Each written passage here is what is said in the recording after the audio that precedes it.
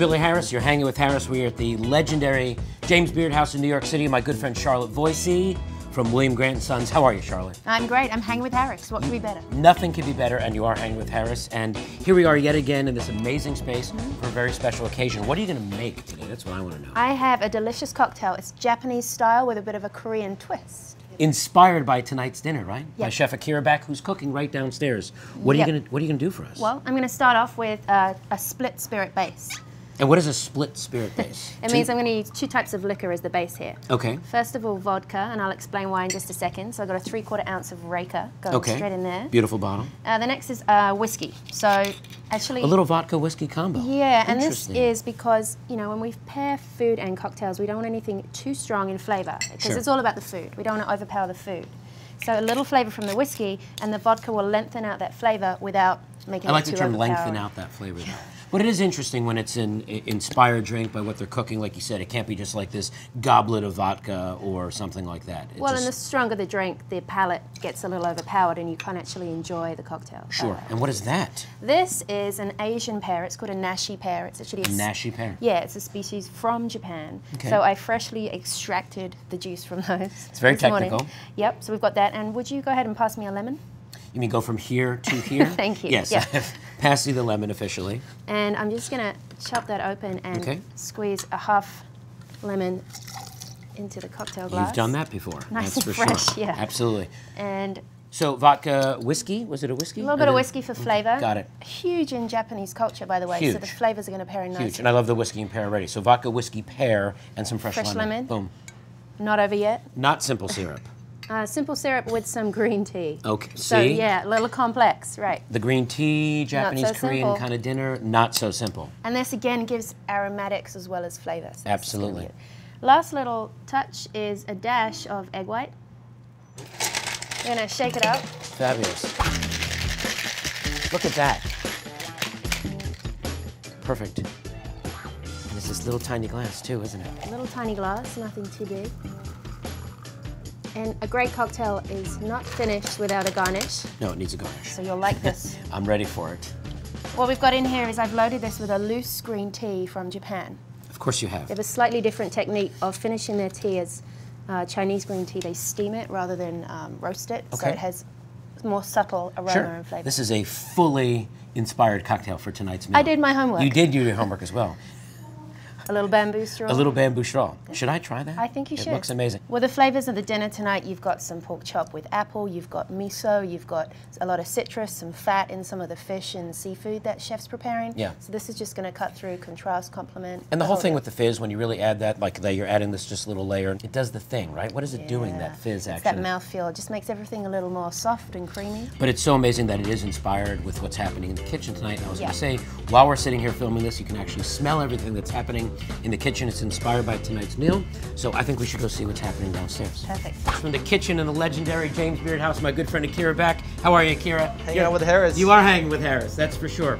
So, Chef, before we do this beautiful piece of fish, which is a fluke, that was a guess. That's actually a really good guess. It's a good guess. I was really hoping that you would say halibut, but you just nailed it. Halibut for the hell of it, flounder, trout, I don't know, but it is a fluke. So before we even get to the fish, so you're a Korean guy doing Japanese food. Yeah, you know. International food. Absolutely, absolutely, yeah. But what's the backstory? Family's from Korea? Yep. So my parents and me, we decided to go Aspirin, Colorado, because my father's a partner. Sure. I decided I want to be a snowboarder because I want to have a blue hair and I want to have a nose piercing. Yeah. So I followed them around, become professional snowboarder. So how do you go from being a snowboarder, champion snowboarder in Aspirin to becoming a chef? You know, I told everybody, you never want to be a chef. I met a person that he was really cool guy. His name is Kenichi Canada. Okay. So he happened to own Japanese restaurant. In Aspen. In Aspen. So again, I want to be him. Nothing to do with the cooking. Yeah. Because I just want to be a cool guy like him. End up working for him. Sure. Find out the truth about chef. I hated him after I worked for him for a while. First you thought he was cool, and then you worked for him, you're like, I hate this guy. So tough. 3 years later, I really fell in love with the cooking. Sure. I always want to give it up. I never want to be a chef. It's not easy. You know, it's very Everyone tough. thinks it's so easy, it's right? so tough. But, you know, I got lucky. Now I'm here. You were cooking in Aspen, and then you made your way to Vegas, obviously with Yellowtail, at Bellagio, and you're also at Mandalay Bay. Yeah, it's called Kumi Restaurant by Akira back. I just opened Akira back, first one in India. Right. And we're about to open on April, Jakarta. And then another one actually opening up around June or July. We're gonna open LA. Well, Chef, this is a gorgeous piece of fish, so I want you to show me what you do best, and what are we gonna do? Cool, I'm gonna show you how to take out the scale with a knife. So scaling the fish, that's the first step. So the reason why we're doing this is most people using the machine, right? And then scrape it. Right. If you do that, it's really mean to the fish inside the meat. Yeah, of course. So I wanna be gentle as much as I can. Right, it takes a little longer, but it's the whole quality of what you're doing. Scaling a fish. Cool. So now I'm gonna show how to cut the fish. Most important thing is when you cut the fish, it has to be head to tail. When you cut it. Yes, but when you peel the skin off, it has to be tail to head. Now can I ask you why? Because of the grain. Because of the grain. Structure, yes. So head to tail. Yeah, right in the middle. Right? Then I'm gonna go here 1 second. The fish itself have a lot of cells still, so they need a moisture inside, so they're gonna suck a lot of blood out. Okay. Or the smell. Cracking ribs, or what are we cracking? Exactly. So just you feel it in the bone.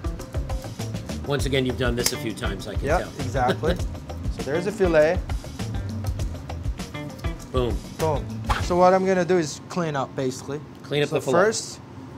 First, you can hear the bone sound. Yeah. Oh, I hope you heard that. I heard it. Another reason I'm doing this, because you never know, there will be a little tiny bone that Little rogue bone you miss. sticking out. Yep. Most important thing. So here, I'm gonna go center. Just give it a clean cut. Yep. All my knife actually have God, I mean, look at that cut. different angle Yep. and different steel. When I cut whitefish, I actually like using stainless steel because the pole of the fish have such a small hole. In the pores, Yes, right? if you use a carbon steel, the knife itself has a bigger. Got it. So you kind of mess the fish. And then, like I said, tail to head. So ready to slice? Oh yeah, I'm gonna show you one dish. Just go here like that. Yeah, it kind of helps to have a One. knife like that too, and know what you're doing. 2, Right, and you're just making it perfect. 3. The first slice, I slice it. Yep. Actually, thinner than second one. First bite, I don't want them to eat too fishy flavor. Right. But once they eat it, I know they're gonna like it, so it's getting thicker and thicker. Serrano. Pepper. And that's it. Yeah, super tiny. Very, very thick. Yeah, yeah, I can see. So it gets a little Again, it's actually getting thicker and thicker, believe it or bit. not. You can see you cut it 3 different sizes. Because of size. So now you're adding basically a drop of heat to the Exactly. really. Because I'm not putting any wasabi You're not putting flavor. any wasabi, right? So it's I don't giving you know, heat. you noticed that? The reason why a lot of people use wasabi in the back in the days is it killed the bacteria. Okay. So I know this fish is a great fish, Okay. but I want to have some kind of material. What can we have American flavor added? Sure. So I put serrano. Okay. Onion. Onion again. Yeah, no. Getting thicker, right? Yeah. Those tweezers come in handy, don't they? Oh, it's awesome. Microgreens. One is bull's blood. Bull's one is blood. micro shiso. So we're adding, kind of slowly building it, right? Exactly. So, I put 6 pieces there. see, but now you're getting a little crunch, so you're adding some layers Yeah. here. Fried shallot. Not so much because it's strong Yep. flavor. And the most important thing And- is when yeah. you put the sauce, Yep. right? Just from the bottom. I don't want to have too much sauce. Yep. And around the dish. Yeah. This is we call nambanjuke. And then I make sure the last one is the Malden salt.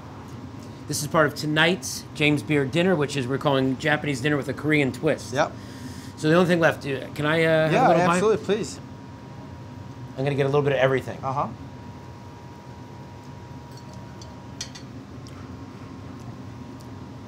See, there's a thing. Oh, you get that pepper right Yeah, now exactly, too. yeah. It's so funny. There's such a little bit of everything, but what you said, none of it drowns out the fish. Exactly.